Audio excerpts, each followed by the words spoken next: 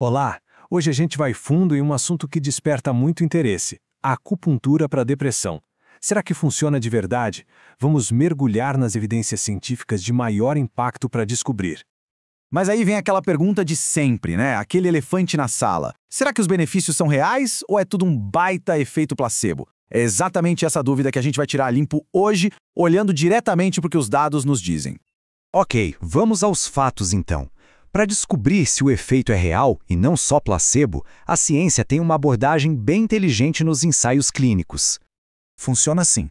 Para isolar o efeito verdadeiro, os estudos comparam a acupuntura real com a chamada acupuntura sham, que é uma acupuntura falsa. Nela, as agulhas ou são colocadas em pontos errados ou nem chegam a furar a pele.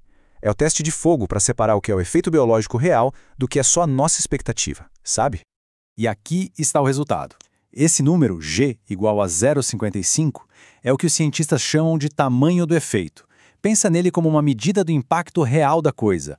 E 0,55, com base em 12 estudos diferentes, significa um benefício moderado e bem concreto da acupuntura quando comparado ao placebo. Ou seja, não é um resultado qualquer, é algo que a ciência diz para a gente prestar atenção. E este gráfico aqui, ele nos dá o cenário completo. A gente vê que a acupuntura supera tanto o tratamento padrão quanto a acupuntura placebo. Mas o mais impressionante mesmo é a última barra. Quando a acupuntura é combinada com antidepressivos, o efeito dela dá um salto, chegando a um tamanho de efeito de 0,84, que já é considerado grande. E olha, isso não é um achado isolado. Uma revisão enorme de estudos, publicada na prestigiada revista Frontiers in Neuroscience, bateu o martelo. A combinação de acupuntura com medicação é superior a usar a medicação sozinha. Isso a coloca, sem dúvida, no campo das terapias complementares de alto impacto. Beleza, a gente já viu que funciona, mas a pergunta que vale ouro é como funciona. Como é que agulhas podem, de alguma forma, influenciar o nosso humor? Para entender isso, a gente precisa dar uma espiada dentro do cérebro. A ciência já conseguiu identificar alguns mecanismos bem concretos. A acupuntura parece que consegue modular redes cerebrais ligadas ao humor, dá um gás numa proteína que ajuda a reparar neurônios, reduzir a inflamação no corpo e até equilibrar o eixo HPA, que é basicamente o sistema de controle de estresse do nosso corpo. Vamos focar nos dois mais importantes. Primeiro, o BDNF. A melhor forma de pensar nele é exatamente como um fertilizante para as células do cérebro.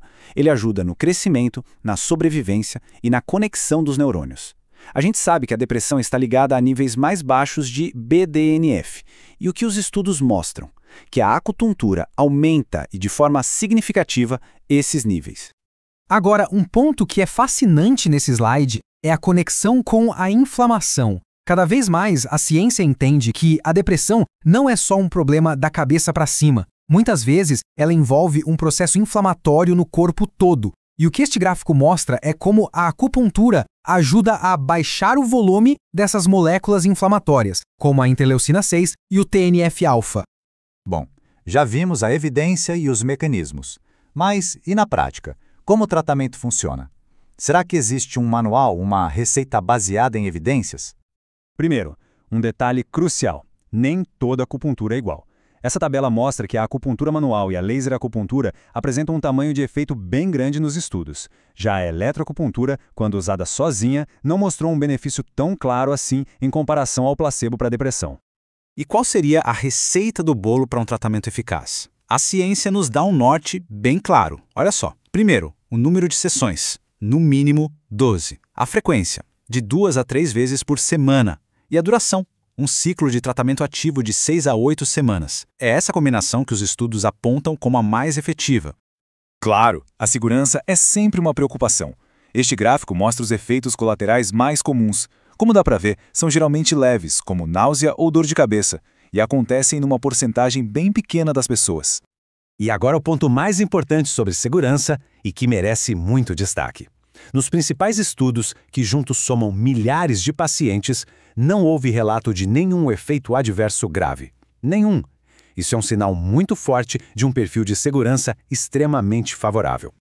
Certo? Então, juntando todas essas peças, a eficácia, os mecanismos, a segurança, qual é, afinal, o papel da acupuntura na saúde mental hoje em dia? Onde é que ela se encaixa? As evidências apontam para 3 cenários clínicos principais. Primeiro, como um reforço ao tratamento padrão. Segundo, como uma terapia complementar para quem não responde bem só aos antidepressivos. E terceiro, como uma alternativa para aqueles que, por algum motivo, preferem não usar medicação. Então, o resumo da ópera é este. A análise das melhores evidências mostra que a acupuntura pode sim produzir resultados clinicamente importantes para a depressão, tem um perfil de segurança muito forte e não estamos falando de achismos. Tudo isso é apoiado por ciência de alta qualidade. E isso tudo nos deixa com uma reflexão final. Com um corpo de evidências tão robusto e crescente, talvez seja a hora de enxergar a acupuntura não mais como algo alternativo, mas como uma ferramenta importante e integrante do arsenal da saúde mental convencional.